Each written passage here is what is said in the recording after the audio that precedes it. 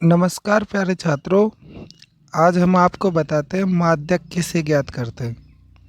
ध्यान रखना, माध्यक ज्ञात करने का जो अपने परीक्षा में पेपर आएगा उसमें 23वें नंबर का क्वेश्चन आएगा ये, जिसमें हमको क्या ज्ञात करना पड़ेगा? माध्यक ज्ञात करना पड़ेगा। ध्यान रखना, माध्यक को हम माध्यिका भी कहते हैं। क्या कहते हैं? माध्यिका। तो चलते हैं माध्यक की तरफ। चलो, सबसे पहले तो हम आपको बताते हैं कि माध्यक में ज्ञात कैसे करना पड़ेगा। सबसे पहले तो ध्यान रखना, ये अपना 6 नंबर का प्रश्न आता है ऐसा। सबसे पहले तो आपको इस तरह से सारणी बना के वो दे देगा, और उसमें ध्यान रखना, ये जो ऊपर वाली सारणी रहती है फर्स्ट वाली, ये वर्ग अंतराल वाली सारणी रहती है, जबकि दूसरी वाली सारणी रहती है ये हमेशा एफ वाली सारणी रहती है। कहने का मतलब एफ किसको बोलते हैं? बारंबारता को। तो ध्यान रखना, ये वो प्रश्न है जो अब तक बोर्ड एग्जाम में सबसे ज्यादा बार आ चुका है। ध्यान रखना, ये प्रश्न से इस प्रश्न के द्वारा वो माध्य भी ज्ञात करवाता है, माध्यक भी ज्ञात करवा लेता है और बहुलक भी ज्ञात करवा लेता है। तो यहाँ पे जो हम आज अपना टॉपिक पढ़ेंगे वो टॉपिक है माध्यक कैसे ज्ञात करते हैं। तो यहाँ पे आज हम आपको बताएंगे कि परीक्षा में जब माध्यक ज्ञात करना आए तो हमको किस तरह से हल करना है, कि ताकि एग्जामिनर जो चेक करने वाला होता है कॉपी, वो हमको पूरे नंबर दे इसमें, और एक भी नंबर कटने का कोई चांस नहीं हो। तो सबसे पहले तो हमको करना क्या है कि इस तरह का वो जो प्रश्न देगा उस प्रश्न को आराम से पहले तो कॉपी में अच्छे से उतार लेना। तो यहाँ पे अब हम अपना सॉल्यूशन शुरू करते हैं, जिसमें सबसे पहले तो हमको करना क्या है, ये जो ऊपर वाली वर्ग वाली जो लाइन दे रखी है इसको उतार लेना पहले तो लिख देंगे हम वर्ग। और वर्ग कितना है? 10 से 25, 25 से 30, और 30 से यह 25 से 40 तक, और इसके बाद 40 से कितना है? यह है 55 तक। इसके बाद 55 से कितना है? 70 तक। फिर 70 से दे रखा है कहाँ तक? 85 तक। और इसके बाद में दे रखा है 85 से कहाँ तक? 100 तक। तो ध्यान रखना है, इसमें ये जो यहाँ पे दे रखा था ये 25 से लेके 40 तक का, और उसके बाद में 40 से 55, और 55 से 70, और 70 से 85, और 85 से 100 तक। ध्यान रखना, इन दोनों संख्याओं के बीच में अंतर कितने का चल रहा है? तो इसमें 15 संख्या का अंतर चल रहा है, यानी कि 15 का अंतर चल रहा है इस पूरे वर्ग अंतराल के अंदर। इसके बाद यहाँ पे जो एफ वाला अपन को मान दे रखा है वो अपन दूसरी वाली सारणी वैसे के वैसे लिख देना। ध्यान रखना, जो दूसरी वाली सारणी रहती है वो हमेशा बारंबारता की रहती है। किसकी रहती है? बारंबारता का। ध्यान रखना, इसका मान दे रखा है हमको 6, इसके बाद 20, इसके बाद दे रखा है 44, आगे दे रखा है 26, और इसके बाद में 3, और इसके बाद में 1। एक काम ये करना है कि हमको हमेशा आपको ये ध्यान रखना है कि जब भी आपको माध्यक ज्ञात करना कर पड़े, तो यहाँ पे जब भी माध्यक ज्ञात करना है तो आपको इस तरह की ये दो सारणी तो वो देगा ही देगा। और यहाँ पे जब भी हमको माध्यक ज्ञात करना पड़े, जो एफ वाली सारणी होती है, कौन सी? एफ वाली, इससे हमको एक सारणी और ज्ञात करनी है। कौन सी वाली? सी एफ वाली। और सी एफ को हम क्या बोलते हैं? संचयी बारंबारता। क्या बोलते हैं? संचयी बारंबारता। तो यहाँ पे एक सारणी हमको ज्ञात करनी पड़ेगी जिसका नाम क्या है? संचयी बारंबारता, यानी कि सी एफ ज्ञात करना पड़ेगा हमको। देखो, सबसे पहले तो यहाँ पे इसमें इम्पोर्टेंट चीज यही है कि सी एफ ज्ञात कैसे करते हैं।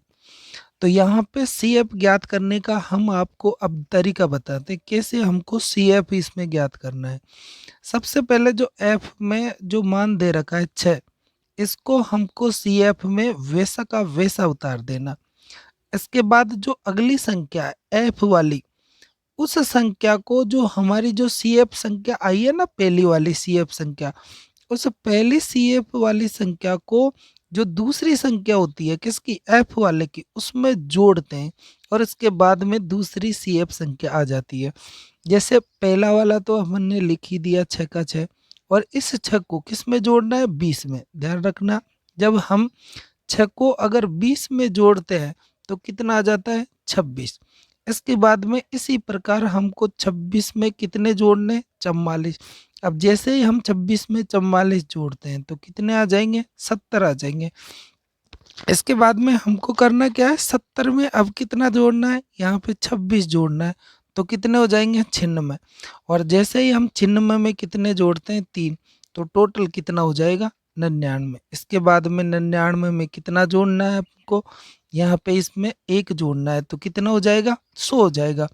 अब इस तरह से ध्यान रखना कि पहला मान तो हमको वैसा का वैसा रखना है, पहले मान को दूसरे मान में जोड़ के और फिर लिखते हैं, तो कितना हो गया, 6 और 20 26, और 26 और 44 हो गए 70, 70 और 26 हो गए 96, 96 और 3 हो गए 99, और 99 और 1 कितना हो गया, 100।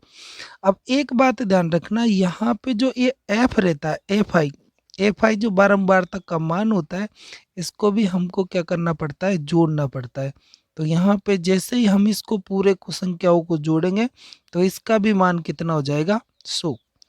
अब एक बात ये आपको ध्यान रखना है कि जब भी सी एफ वाली जो सारणी रहती है, इसमें लास्ट का ये जो मान होता है वही मान इनका योग होता है। तो ध्यान रखना ये दोनों एक समान होनी चाहिए। यहाँ पे अगर मान लो इसमें जोड़ने में अगर कुछ गड़बड़ी है तो यहाँ से हम चेक कर सकते हैं। तो ध्यान रखना ये दोनों मान अगर अपना सही है, बिल्कुल एक जैसा आता है, तो यहाँ तक तो हमारा पूरा प्रश्न बिल्कुल सही रहता है। एक तो इन दोनों से आप अपनी गलती देख सकते हो कि कहीं जोड़ने में तो गलती नहीं हुई है। अब इसके बाद क्या करना है, तो ध्यान रखना जब अपन माध्यक ज्ञात करते हैं तो जो सिग्मा एफ रहता है, इस सिग्मा एफ को वो क्या मानता है, एन मानता है। तो सबसे पहले तो हम क्या करते हैं कि ये जो अपने पास एन का मान आता है, इस एन के मान का क्या करते हैं, हम आधा करते हैं। अब आधा कैसे करेंगे, इस तरह से लिख देंगे एन बटा 2। अब एन बटा 2 यानी कि जो एन का मान है, ये एन किसके बराबर होता है, सिग्मा एफ के, और सिग्मा एफ का मान कितना है, 100। तो एन का मान भी कितना है, 100। तो यहाँ पे 100 का क्या करना है, हमको आधा करना है, कितना हो जाएगा, 50। अब इसके बाद 100 का में अपन ने जैसे 2 का भाग दिया, कितना हो गया, 50। अब यहाँ पे क्या करना है कि हमको 50 से बड़ी क्या देखना है, सी एफ यानी कि संचयी बारंबारता का हमको मान देखना है। तो यहाँ पे आपको पता है कि 50 से बड़ी सी एफ कितनी है, यानी कि सी एफ में 50 से बड़ा मान देखना है। तो 50 से बड़ा कितना, 70। तो इसका ध्यान रखना आपको, जैसे ही आपको बड़ी सी एफ पता चले उसको इस तरह से अंडरलाइन कर देना, ताकि बार बार अपन को ध्यान नहीं रखना पड़े, एक बार में पता चल जाए, हाँ भाई बड़ी सी एफ कितनी आई है, तो ये 70 आई है। तो यहाँ लिख देंगे अपन 50 से बड़ी, 50 से बड़ी सी एफ कितना है, यानी कि संचयी बारंबारता कितनी है, 70 है। कितनी है, 70। तो 50 से बड़ी है ये, तो 50 से बड़ी सी एफ मतलब संचयी बारंबारता कितनी है, 70। और इस 70 के सामने हमको क्या है कि इसका एक वर्ग अंतराल मिलेगा, ये ध्यान रखना। तो यहाँ पे लिख देंगे जिसका वर्ग अंतराल कितना है, इसका वर्ग अंतराल 40 से और 55 है। तो यहाँ पे लिख देंगे 40 से और 55, ये ध्यान रखना। तो ये हो गया यहाँ तक, क्योंकि जिसका वर्ग अंतराल कितना हो गया, 40 से और 55 है। अब यहाँ पे हमको सबसे इम्पोर्टेंट बात तो ये रहती है कि एक तो हमको माध्यक ज्ञात करने का सूत्र भी हमको पता होना चाहिए। तो यहाँ पे चलते हैं माध्यक सूत्र की तरफ। तो यहाँ पे जो माध्यक का सूत्र होता है, वो सूत्र क्या होता है कि यहाँ पे सबसे पहले तो आता है एल प्लस, इसके बाद में ब्रेकेट चाहे छोटा लगा दो चाहे बड़ा, उससे कोई फर्क नहीं पड़ेगा। इसके बाद में एन बटा 2, क्या लिखते हैं, एन बटा 2 माइनस के सी। अब ध्यान रखना बहुत सारे तो क्या है यहाँ पे सी भी लिखते हैं और सी एफ भी लिख देते हैं, वैसे पिछले वाले कोर्स में यहाँ पे ओनली सी था, अब की बार उन्होंने किताब में सी एफ भी लगा रखा है। अगर आप सी एफ भी लिखते हैं तो भी इसमें कोई फर्क नहीं पड़ेगा, तो लिख देंगे हम सी एफ। इसके बाद में बटे में क्या आएगा, एफ, और इस ब्रैकेट को क्या करना, बंद कर देना, और इनटू में क्या लिख देना, एच। ठीक है। अब देखो कितने मान है इसमें, 1 2 3 4 5। अब ये पांचों मान जब होंगे अपने पास तो इस सूत्र में रखेंगे। तो सबसे पहले हम ज्ञात करते हैं एल, कैसे ज्ञात करते हैं। तो एल क्या होता है, जो वर्ग अंतराल होता है उसमें छोटा वाला मान होता है। क्या होता है, छोटा वाला मान, मतलब निम्न सीमा। तो कितना हो गया, 40। इसके बाद में हम आपको बताते हैं कि भाई एन, एन का मान कितना है। यहाँ पे एन, एन बटा 2 का ही मान अपन को पता है वैसे, तो कितना है, 50। तो बता देंगे 50। इसके बाद में आता है सी एफ का मान। एफ कितना है, ध्यान रखना जो बड़ी सी एफ आई थी उसके जस्ट सामने जो एफ की साइनी वाला जो मान अपने पास आ चुका है ना इसके अंडरलाइन के अंदर, एफ वाला मान, ध्यान रखना बड़ी सी एफ के सामने वाला, ये किसका मान होता है, एफ का। तो ये हो गया एफ का मान। इसके बाद में अपन को चाहिए किसका मान, सी एफ का। किसका मान चाहिए, सी एफ का। ध्यान रखना जो बड़ी सी एफ होती है उसका मान नहीं लेते, उससे छोटा वाला हमको लेना है। तो ध्यान रखना जो बड़ी सी एफ होती है वो नहीं, उससे छोटा वाला। तो छोटा कितना है यहाँ पे, 26। तो यहाँ पे 26 क्या मानेंगे हम, सी एफ। तो ये हो गया 26 सी एफ। अब बचा कौन सा वाला, अब बचा हमारे पास में एच। एज क्या होता है, ये डिफरेंट होता है इसमें वर्ग अंतराल के बीच में। तो कितने का डिफरेंट चल रहा है, 15 का। वैसे भी ध्यान रखना पूरे पर्सन में 15 का ही डिफरेंट चल रहा है। तो यहाँ पे अपना एच का मान कितना हो जाएगा, 15। अब ये जो भी पूरे मान आए अपने पास में, पूरे मान इसके इसमें रख देना। चलो रखते हैं सबसे पहले। तो यहाँ पे लिख दिया हमने माध्यक बराबर, एल का मान कितना है, देखो 40। इसके बाद में एन बटा 2 का मान कितना है, 50।